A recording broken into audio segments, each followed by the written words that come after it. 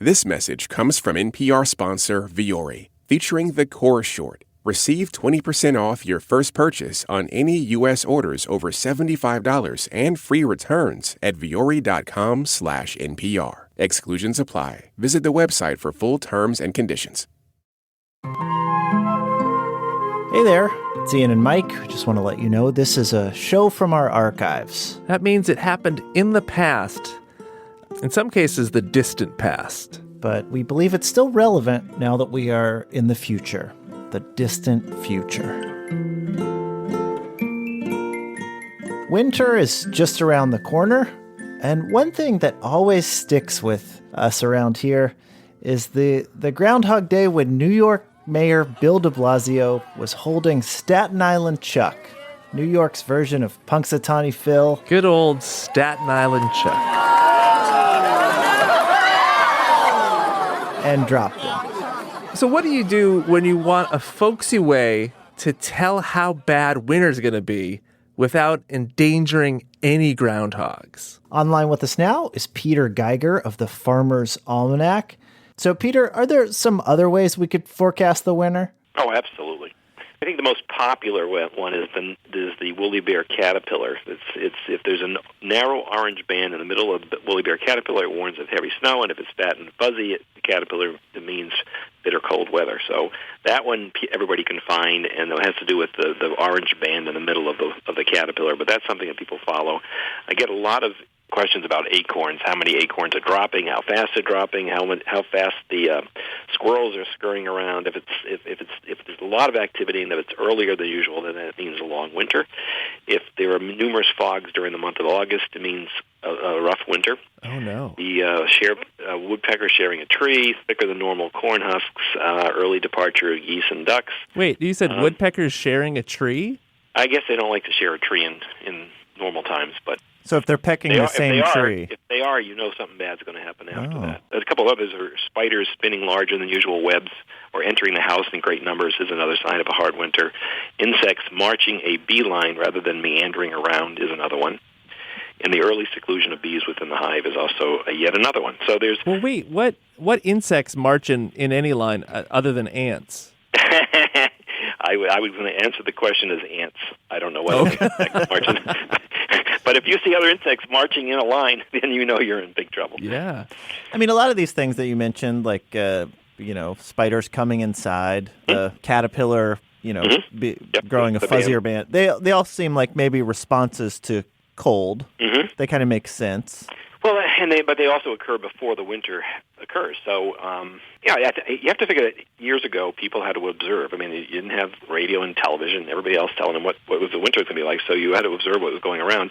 And I think that's how all of these traditions came about. And so it takes the power of observation, but also paying attention to it year after year as well. Well, this has been great. Thanks for talking to us about it, Peter. Hey, thank you so much. We should go out and test some of these. We should see if we can find some signs of winter. So we're going to head out into the wilderness, into the forest. You'll know we're there when we start speaking in hushed tones. Maybe some animal sounds. Hushed animal sounds. It's hard to convey. There's not a lot of sound that we're going to get from caterpillars or acorns. Maybe just to make clear the scene, we should get our footsteps. Yeah, okay. Not seeing a lot of caterpillars. I do see a spider. Where? Right down there. Okay, it's on the move. It hasn't spun a web yet. You get the sense if it were with other insects, they'd be in a line. Actually, I think that if you look at it, that spider is headed towards my house. If he goes in my house, that means it's a long winter. How far away are you from where we are right now? Where's your house? 4 miles. There's a bee. Anything about bees? Hey, Gillian, was there anything about bees that we learned? Seeing a bee is not good because a sign of a hard winter... Oh, it is good. A sign of a hard winter is a bee secluding within a hive early. So if we just saw a bee, that means it's going to be a good winter. What's it say about grasshoppers? It's a lot of grasshoppers here. Nothing about grasshoppers, unless it's a cricket on a hearth. Sorry? If there's a cricket on a hearth, unusually early. I don't know what you're saying. A cricket, like a little jumpy guy. That I get. Yeah. Yeah. What's the next part? On a hearth. Like by a fireplace? That's a hearth. So if we can find a naturally occurring fireplace somewhere here in the wilderness with a cricket on it, Yeah. that's a good sign. That's a bad sign. Oh, it's a bad sign. A bad sign. Oh, look. It's a caterpillar. Is that... I don't know if that's the caterpillar we're looking for. Wait. If it is, if that's a woolly bear caterpillar, it's only the orange stripe. I think that means that it's going to be a horrible, horrible winter. Yeah, the orange stripe has extended to cover the whole body. Hang on, though. Quote, fat and fuzzy caterpillars presage bitter cold. And he's a chubby guy. Lot of fuzz. Oh, I think I just saw his face. Yeah. Oh, no. Or I think that was his butt. Yeah, it was his butt. This is How to Do Everything. I'm Ian. And I'm Mike. On today's show, we're going to tell you where blimps go at night. But first, Ken, what can we help you with? Well, I had a question about bubblegum. Okay. I met a friend at a get-together a few years ago, had somebody over that they knew from northern Italy that was visiting. Okay. And I just pulled out a pack of gum, bubblegum flavor, pink package, and was getting a piece and offered it around. And he just kind of looked at it, not knowing what it was. And I just said, it's bubblegum. And he's like, okay, what does it taste like? And I was completely stumped. And that just became like almost like the party game, like trying to describe what bubblegum tastes like. Yeah. Yeah, it's just its own thing. Tastes like gum. Yeah, it's not exactly minty. It's not fruity. It's kind of sweet, but if you encounter somebody that's never had it before, we were at a loss. So what we can do for you is try and articulate what that flavor is. Yeah, that would be great. I think we've got somebody who can help Ken. Ken Chu is the Vice President of Research and Development, and he's a flavor chemist at Gold Coast Incorporated. Ken, can you articulate what bubblegum flavor is? Oh, the bubblegum flavor usually that basically is a strawberry, cherry, sometimes pineapple, plus the lemon, orange, and lime, some root beer type of note, and then cinnamon, and then clove. And that's what the bubblegum is all about. Wow. So if I were to take all of those fruits, the clove and cinnamon and a dash of root beer and, mash them up, mix it in a bowl, and I took a spoonful of that would taste like bubblegum? Yes. No. Well, of course, all those organic chemicals, depending on the percentage of each ingredient in the formula. So in your work, will a client sort of bring you a flavor and say, we want something like this? You mean, like, for example, they pick up something like, for example, just Pop-Tart.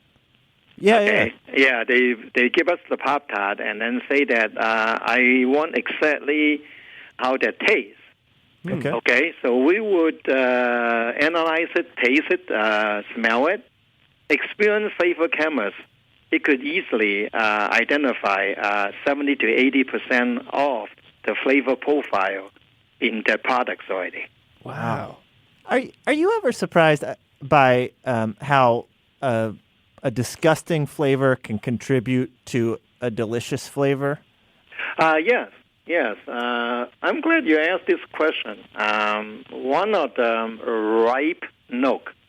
When you try to make a ripe flavor, especially fruit flavor, you have to add dimethyl sulfide in it.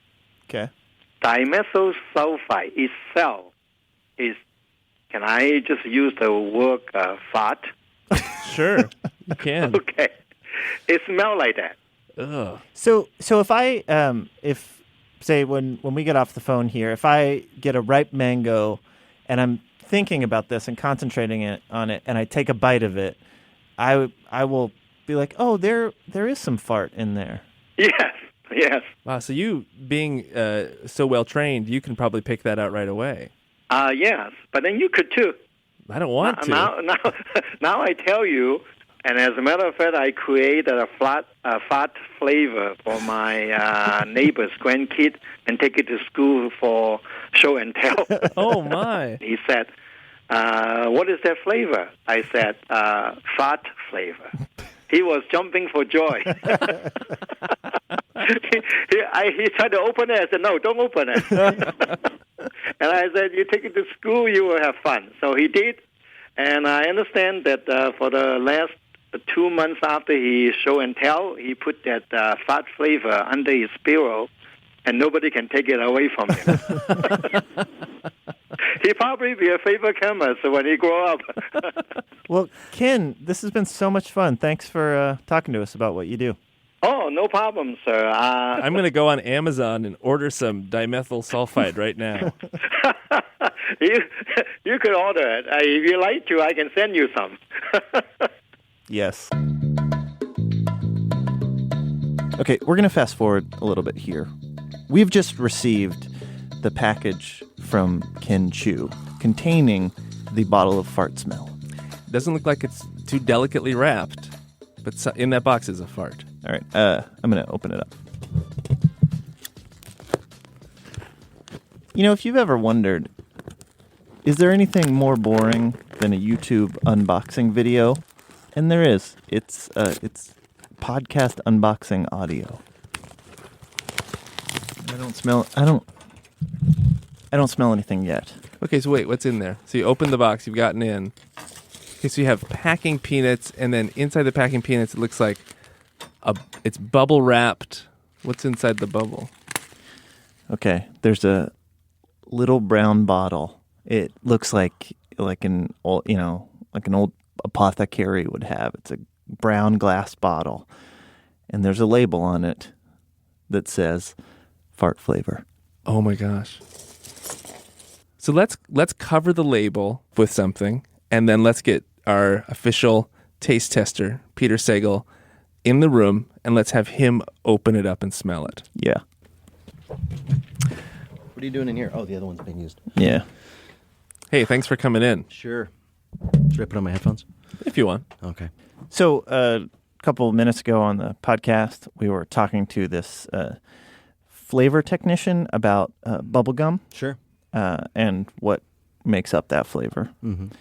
And in the course of that conversation, he brought up another flavor that he makes. And we asked him to send us a bottle. And we just wanted to... The other flavor. The other flavor. I know what you're thinking. You want to try and guess what it is, but don't. We haven't opened it yet. No. Right. So what we want to give you the honor of opening it and smelling it for the first time. Okay. You ready? Oh, more than you know. Okay. So this is just a little brown laboratory bottle. The label has been carefully blanked out. Yeah. So there's no clue here. And while this is a flavor technically in that bottle, we just want you to smell it. Don't drink it. Don't drink it. Don't. Ooh, very pungent. Very reminiscent of something. Wait a minute. It's not awful. Well, it's not. It doesn't make me want to gag. It smells like something I know. Okay. I don't want to eat it. I'll say that. Well, can I maybe... There's nothing about this that's making me hungry. As a production thing, because we want to get a... Can you move close to the mic and do a really good sniff so we can get that smell? But get it close up, yeah. I have that weird feeling, when there's like some word that you should know and you can't remember it. Like I can't remember the name of the guy who started in the Evil Dead movies. I was like, I know it. I've known it for years. It's Bruce Campbell. But I can't think of it right now. Is it a smell that you smell a lot, do you think? It is a familiar smell. This is like I've smelt that before, but it's like not something I like. Okay. It's not a warm and happy feeling. It's a fart. That's fart smell? Fart in a bottle. No, really? Yeah. Here, give it another whiff. Now I've nothing to do with it. That is really? Smell it again. Okay. I'm now a little nauseous. Yeah. You spent a lot of time. I'm just like that's why you really... Your lungs are filled with that. This may be The very worst thing, now that I think of it, now that I completely encapsulate what you've done to me. The very worst thing you've ever done to me. Peter, thanks. Oh, thank you.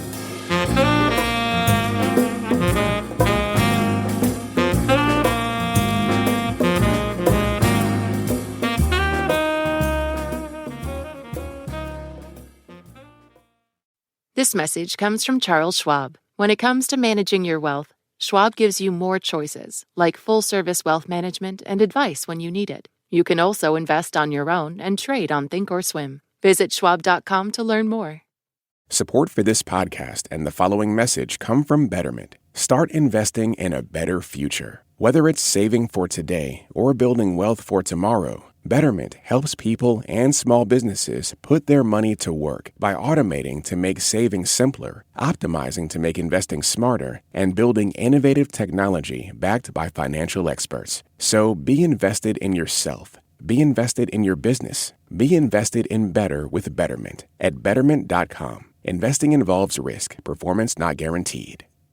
This message comes from Progressive Insurance.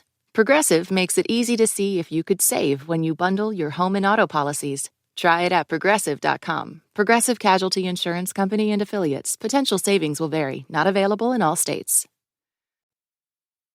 Hey, Greg, what can we help you with? Yeah, so I have a question about blimp. Every time I see a blimp, I always wonder how it got there. I mean, obviously, I understand it flies there, but like if you see a blimp, like I live in Madison, Wisconsin, and we'll see a blimp, over the football stadium, and I always wonder where it came from. Are there blimps everywhere? Where do they go? I've never seen a blimp at an airport. Okay. So, Yeah, you see planes on the ground all the time, but I've never seen a blimp on the ground. No. I mean, it's possible they come from space. They're from the space station. Yeah, let's not assume. Let's not rule that out yet. Yeah. How long have you been wondering about this? Oh, years. Absolutely years. Well, and I travel for work, and I always look for blimps at airports, because you figure that an airport is probably where a blimp would go, and I've never seen a blimp at an airport. These are questions that I hadn't even thought to contemplate. We're going to look into this, Greg. That'd be great. We should call a blimp pilot, someone who flies blimps. Derek Reed is online with us now. He flies the Goodyear blimp, probably the best blimp there is.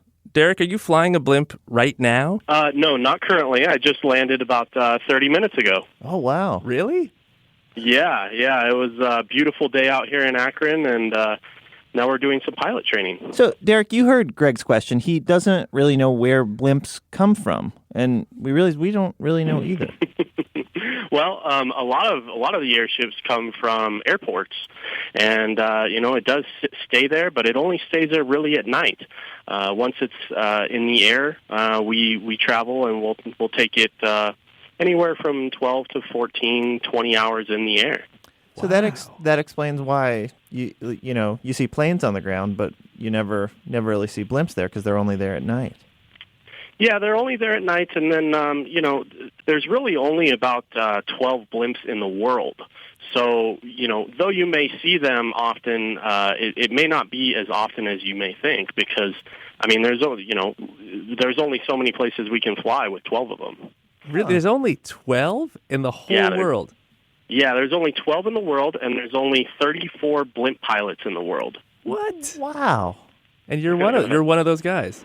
I am one of the few. Yeah, I feel very lucky to be where I'm at. It's so interesting because we've heard about like how competitive it is to be a fighter pilot, Top Gun and all that. But there's far fewer of you guys than there are of I guess almost any other kind of pilot. Yeah. We are the very, very select few. It's about 0.001% of the pilots have lighter than air airship licenses. We actually, we kind of brag a little bit and we say that there are more astronauts than there are blimp pilots. Wow. So if Greg wants to see maybe a blimp on the ground, he should just go to the airport at night after he's spotted the blimp during the day. Yeah, that would be one of the best times to do it. We do fly at night, but the chances of seeing it at the airport, especially the specific airports that airship is planning on landing at, are much higher at night. And this may be a dumb question. Are they ever deflated? No. Once an airship is inflated, it stays inflated for the entire duration of its life. Okay. Especially the Goodyear blimp. So we actually just decommissioned the Spirit of Goodyear, which was based in Akron, Ohio, and we deflated it in Florida in one of our hangars. And that was the only time that it was ever deflated. And it actually holds a Guinness World Record of the longest operating airship in the world. How far, what distance can you travel on a blimp? Well, the book answer, without any winds, you can fly about 600 miles. Okay. Now, you have to take winds into consideration. We're a gigantic sail. So if you have a headwind, I've actually gotten to the point to where the airship is going backwards. It's pretty bad when people are walking past the airship. Now, there's always the moment at a football game or whatever where the camera on the ground points up and shows us the Goodyear blimp. Do they tell you this is happening, and do you have to kind of turn the blimp toward the camera? Yeah, what happens generally is the director will let us know that, hey, we're about to do what we call a lookup. And a lookup is where the camera zooms into the Goodyear blimp. So the director will tell us that about 5 minutes beforehand, and they will tell us, hey, we want you to be pointing in this direction when we ask for it. And so it's really my job to make sure that we're in the correct position at the correct time. Wow. Do you ever blow it? No, never. I'm not good. No. No, I don't particularly remember a time that I blew it, but I'm sure I have in the past. Yeah. What's the most surprising thing you've spotted on the ground from up there in the blimp? One of the funniest things I think I have ever seen was a bird flying into the Goodyear blimp. And it bounced right off, kind of like a trampoline. Wow. It was one of the funniest things I've seen. It was hilarious. Well, this has been great. Thanks, Derek. Absolutely, anytime. Thank you, guys. Okay, so we just got off the phone with Derek talking about blimps, and out in the hallway is Robert Plant. Robert Plant from Led Zeppelin. I'm pretty sure that's a band about blimps. We are going to see if he has an answer for where blimps go at night. Wait, hold on. There he goes. We got to go.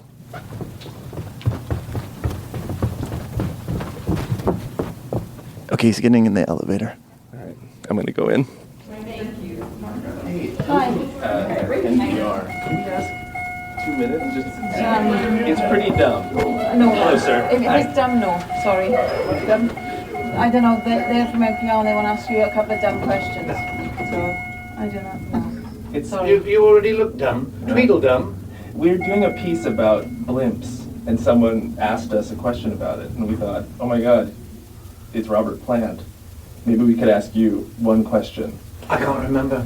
But all right. You guys have a good day. All the best. Okay, if you couldn't make out what just happened, we're in the elevator with Robert Plant, Legend of Rock, and he said we looked dumb. He looked at us and said we looked dumb. And then he looked me in the eye and said, Tweedledum. And then I don't know if he looked me in the eye because I had my head down. This is the greatest moment of my life. That does it for this week's show. What we learned today, Mike? I learned that if you want to know how bad the winter is going to be, you just go outside. You just take in the natural world around you, and there you'll find signs. I feel like watching local news would be a lot more fun if this is actually what the weathermen used.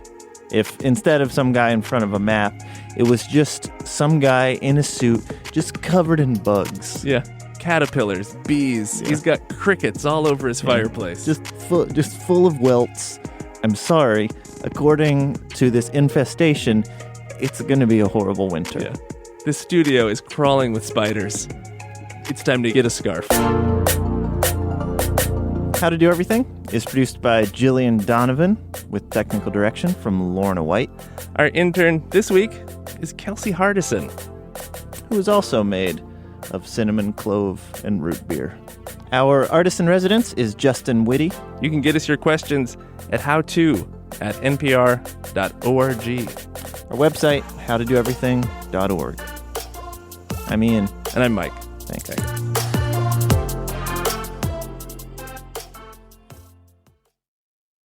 This message comes from Vital Farms, who works with small American farms to bring you pasture-raised eggs. Farmer Tanner Pace describes what makes a pasture-raised egg unique.